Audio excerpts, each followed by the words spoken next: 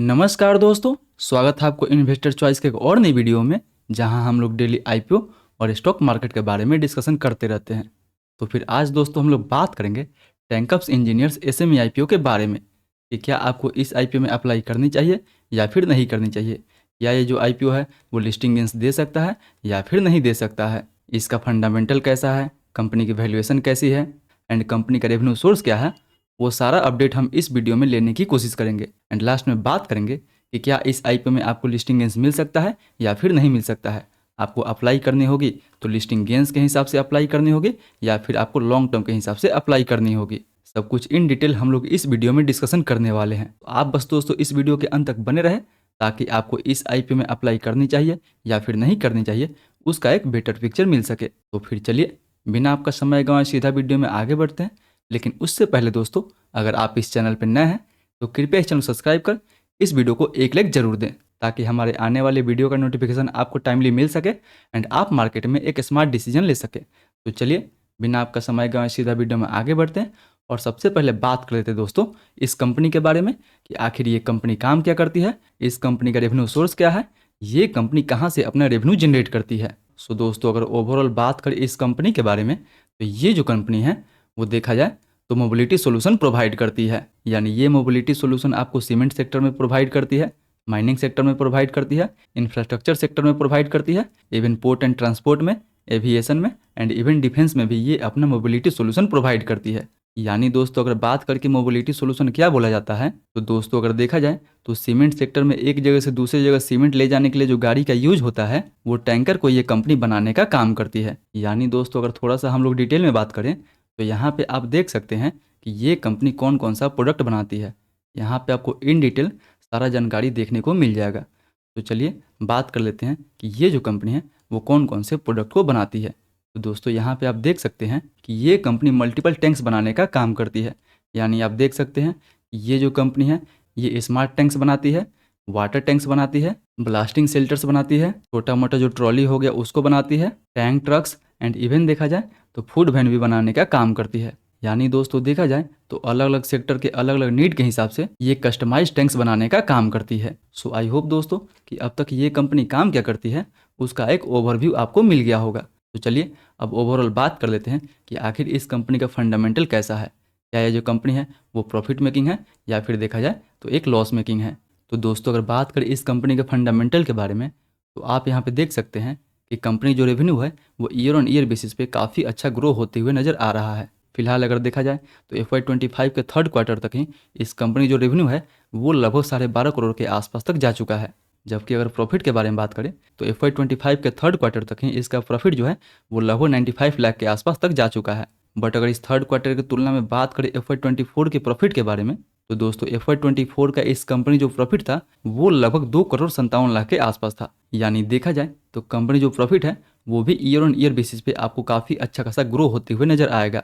But मे भी इस बार का जो प्रॉफिट है वो पिछले ईयर की तुलना में कुछ कम हो सकता है, क्योंकि देखा जाए तो ऑलरेडी 3 क्वार्टर में ये जो कंपनी है ऑलरेडी 95 लाख के आसपास ही जनरेट कर पाई है, जो कि सेम पिछले साल ये कंपनी लगभग 2.5 करोड़ के आसपास तक प्रॉफिट जनरेट की थी। यानी देखा जाए तो इस साल ये जो कंपनी है वो एक क्वार्टर में लगभग 32 लाख के आसपास तक प्रॉफिट जनरेट कर रही है। एंड इसीलिए थर्ड क्वार्टर तक ये कंपनी लगभग 95 लाख के आसपास ही प्रॉफिट जनरेट कर पाई है। यानी इस हिसाब से देखा जाए तो इस साल का जो एस्टिमेट प्रॉफिट हो सकता है ना वो 1 करोड़ 25 लाख के आसपास तक जा सकता है, जो कि पिछले साल की तुलना में काफ़ी कम माना जाएगा। यानी इस साल कंपनी के रेवेन्यू में भी थोड़ा सा हमें गिरावट देखने को मिल सकता है एंड सेम वही प्रॉफिट में भी थोड़ा सा गिरावट देखने को मिल सकता है। बट दोस्तों अगर बात करें इस कंपनी के टोटल बोरोइंग के बारे में तो देखा जाए तो इस कंपनी के ऊपर लगभग 7.5 करोड़ के आसपास लोन पड़ा हुआ है, जो देखा जाए तो पिछले साल की तुलना में लगभग डबल हो चुका है। यानी कंपनी के ऊपर लोन भी लगातार आपको बढ़ते हुए नजर आएगा। जबकि अगर आप इसके टोटल बोरोइंग की तुलना में अगर रिजर्व एंड सरप्लस के बारे में बात करते हैं तो पिछले 3 सालों में तो इसका रिजर्व एंड सरप्लस भी काफ़ी अच्छा खासा इंक्रीज हुआ है।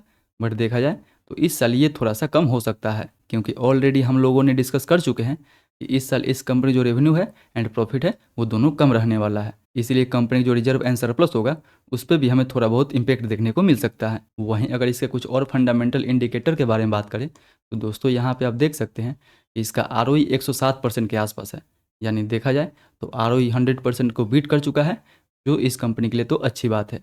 वहीं अगर रिटर्न ऑन कैपिटल एम्प्लॉयड के बारे में बात करें तो वो भी लगभग 46% के आसपास है, बट डेप्ट टू इक्विटी 1 का है। यानी देखा जाए तो इस माइक्रो कैप कंपनी के लिए ये डेप्ट टू इक्विटी काफ़ी ज़्यादा है। बट इस आईपीओ से ये कंपनी जो भी फंड जुटाएगी उसमें से कुछ पैसा अपने डेट को क्लियर करने के लिए यूज करेगी, जो इस आईपीओ के लिए काफ़ी अच्छा माना जाएगा। वहीं दोस्तों अगर इसके प्रॉफिट मार्जिन के बारे में बात करें तो प्रॉफिट मार्जिन भी लगभग 13% के आसपास है, जो कि ठीक ठाक माना जाएगा। यानी ओवरऑल अगर बात करें कि ओवरऑल इस कंपनी का फंडामेंटल दोस्तों कैसा है, तो ओवरऑल मिला जुला के इस कंपनी का फंडामेंटल जो है वो ठीक ठाक है। बट ऐसा नहीं बोल सकते हैं कि इसका जो फंडामेंटल है वो काफ़ी तगड़ा है, क्योंकि देखा जाए तो इस कंपनी जो वैल्यूएशन है वो भी काफ़ी ज़्यादा रखा गया है। यानी आईपीओ आने के पहले इस कंपनी जो पी रेशियो था वो लगभग 21 के आसपास था, जबकि आईपीओ आने के बाद इस कंपनी जो पी रेशियो हो जाएगा वो लगभग 52 का हो जाएगा, जो देखा जाए तो काफ़ी ज़्यादा हो जाएगा इसके प्री आईपीओ के मुकाबले। यानी वैल्यूएशन वाइज ये जो कंपनी है अपना आईपीओ काफ़ी हाई वैल्यूएशन पे लेके आ रही है। वहीं अब अगर इसके आईपीओ डिटेल के बारे में बात करें तो दोस्तों ये जो आईपीओ है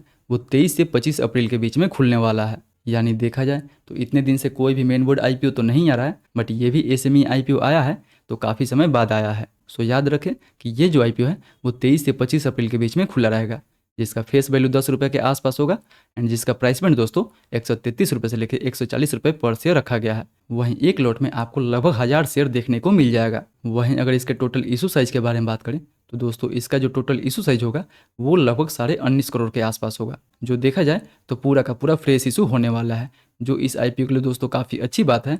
इस आईपीओ से ये कंपनी जितना भी फंड जुटाएगी वो सभी पैसा ये कंपनी अपने बिजनेस ग्रोथ के लिए यूज करेगी। यानी कंपनी के प्रमोटर स्टिल इस कंपनी के साथ बने हुए हैं, जो इस आईपीओ के लिए काफ़ी अच्छी बात है। वहीं अब अगर इसके कोटा के बारे में बात करें तो दोस्तों देखा जाए तो रिटेल के लिए इस आईपीओ में 35% का कोटा रखा गया है। यानी 100% में से 35% जो कोटा है वो केवल रिटेल के लिए रखा गया है, 15% कोटा एनआईआई के लिए रखा गया है एंड वहीं बचा बाकी 50% का जो कोटा है वो दोस्तों क्यूआईबी के लिए रखा गया है। सो कोटा वाइज देखा जाए तो सबसे ज़्यादा कोटा क्यूआईबी का है, दूसरे नंबर पर रिटेल है एंड तीसरे नंबर पे आपको एनआईआई का कोटा देखने को मिल जाएगा। वहीं अगर इसके कुछ इंपॉर्टेंट डेट के बारे में बात करें तो दोस्तों जैसे कि आपको पता होगा कि ये आईपीओ 23 को खुलेगा एंड 25 अप्रैल यानी फ्राइडे को बंद होगा, जिसका अलॉटमेंट आपको 28 अप्रैल यानी मंडे को देखने को मिल जाएगा। एंड बाई चांस अगर आपको इस आईपीओ का अलॉटमेंट नहीं मिलता है तो उसका रिफंड भी आपको 29 अप्रैल को ही देखने को मिल जाएगा। बट अगर आपको अलॉटमेंट मिलता है तो इसका शेयर आपके डीमेट अकाउंट में 29 अप्रैल को क्रेडिट कर दिया जाएगा।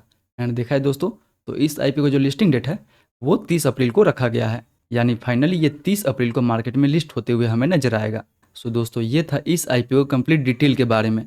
सो अब बात कर लेते हैं कि क्या हमें इस आईपीओ में अप्लाई करनी चाहिए या फिर नहीं करनी चाहिए। तो दोस्तों देखा जाए तो कंपनी का फंडामेंटल तो ठीक है, बट वैल्यूएशन आपको उतना ज़्यादा एट्रैक्टिव देखने को नहीं मिलेगा। कंपनी जो वैल्यूएशन है वो थोड़ा सा हाई है। हाँ फंडामेंटल ठीक है, क्योंकि देखा जाए तो कंपनी के पास लगभग अभी 22 करोड़ का ऑर्डर बुक पड़ा हुआ है। वहीं अगर जीएमपी के बारे में बात करें तो फिलहाल ग्रे मार्केट में अभी इसका कोई डिमांड नहीं चल रहा है। यानी देखा जाए तो फिलहाल ग्रे मार्केट में इसका जो डिमांड है वो जीरो है। इसीलिए अगर आप इस आईपीओ में अप्लाई करते हैं ना तो अभी के हिसाब से इस आईपीओ में आपको कोई भी लिस्टिंग गेंस देखने को नहीं मिलेगा। यानी फंडामेंटल तो ठीक है, बट अभी तक इसके जीएमपी में कोई डिमांड नहीं चल रहा है। इसलिए अभी के सिचुएशंस के हिसाब से देखा जाए तो इस आईपीओ में अप्लाई करना एक रिस्क बन जाता है, क्योंकि दोस्तों एसएमई आईपीओ हाईली रिस्की होता है। सो अगर आप शॉर्ट टर्म के लिए अप्लाई करना चाहते हैं तो अगर जीएमपी में इसका 30% से ऊपर डिमांड हो तो वहीं आपको अभी के सिचुएशंस में अप्लाई करनी चाहिए। यानी जीएमपी में अगर डिमांड 30% के ऊपर हो तो आपको अप्लाई करनी चाहिए, अदरवाइज आपको लिस्टिंग गेंस के हिसाब से अवॉइड कर देनी चाहिए। बट वहीं बात करें कि अगर आप इस आईपीओ में लॉन्ग टर्म के लिए अप्लाई करना चाहते हैं तो क्या आपको लॉन्ग टर्म के लिए अप्लाई करनी चाहिए या फिर नहीं करनी चाहिए।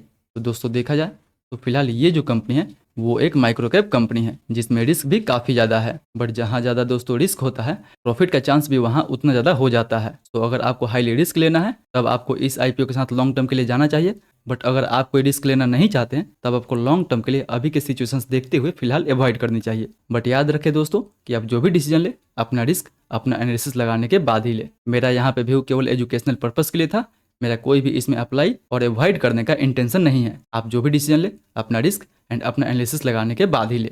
सो आई होप दोस्तों कि आज का वीडियो आपको काफ़ी इन्फॉर्मेटिव लगा होगा। अगर वीडियो अच्छा लगे तो वीडियो को लाइक करें, चैनल को सब्सक्राइब करें एंड जो भी आपका सवाल है मेक श्योर कि नीचे हमें कमेंट करके ज़रूर पूछे। मैं कोशिश करूँगा कि आपके सवाल का जल्द से जल्द रिप्लाई दे सकूँ। फिर मिलते हैं अगले वीडियो में, तब तक के लिए सेफ इन्वेस्टिंग।